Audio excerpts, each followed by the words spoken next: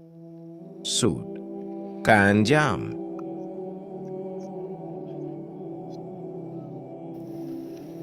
यार मुजीब, ये मेहनत वाला काम छोड़ो, इतना टाइम किसके पास है। तो यार क्या करें, खाली हाथ भी तो बैठा नहीं जा सकता ना। करो, सही तरीके से करो और हलाल होना चाहिए। ओहो आफाक, आजकल हलाल और हराम कौन देखता है। तो ऐसा कौन सा रास्ता अख्तियार करें जिससे हमारे पास बहुत सारा पैसा आ जाए। मेरे पास एक ज़बरदस्त शॉर्टकट है जिस पे चल के हमें बहुत फ़ायदा होगा। क्या मतलब, कैसा शॉर्टकट? बस सच को थोड़ा सा बदलना होगा, कौन सा पहाड़ टूट जाएगा। नसीबो, शॉर्टकट अक्सर इंसान को गलत रास्ते पे ले जाते हैं। यार आफाक, हालात को तो देखो, मेहनत भी करते हैं फिर भी कोई नतीजा नहीं मिल रहा। नतीजा देर से मिलता है लेकिन मेहनत करनी पड़ती है। तुम दोनों मुझे पुराने ख्यालात के लगते हो। तो ऐसा क्या करें फिर हम?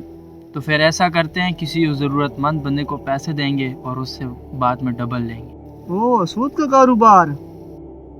After 6 months, एक मजबूर इंसान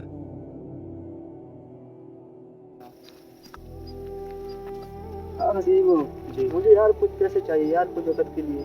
कितने पैसे चाहिए? 10,000। 10,000 तुम्हें मैं दे तो दूंगा, पर बाद में 10 के 12 15 देने पड़ेंगे। ठीक है। चलो फिर मैं आपको अकाउंट में लगा देता हूँ। After 1 month,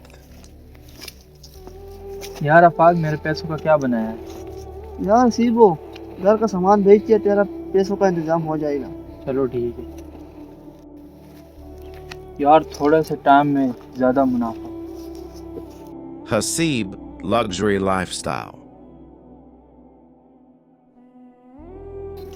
नुकसान के बाद नसीब, क्यों यार इतना परेशान बैठा है यार? यार कारोबार में नुकसान हो गया। ओहो, स्लैप के बेड। मैंने तुम्हें बोला भी था सूद का कारोबार ना करो, इसमें वक्ती फ़ायदा तो बहुत होता है लेकिन बाद में बंदे को नुकसान भी बहुत ज़्यादा हो जाता है। और सूद का कारोबार अल्लाह और अल्लाह के रसूल से जंग है। तो बात यह है कि सूद का कारोबार करने से बेहतर है बंदा कोई और ऐसा कारोबार कर। यार मैं लालच में आ गया था। गलती मेरी भी थी जो मैंने तुमको रोका नहीं। अल्लाह माफ़ करने वाला है, सच्ची तौबा करो और ये काम छोड़ दो। सूद वक्ती फ़ायदा देता है मगर ज़िंदगी से बरकत और चैन छीन लेता है। सूद छोड़ दो, अल्लाह बेहतर रास्ता दिखाएगा।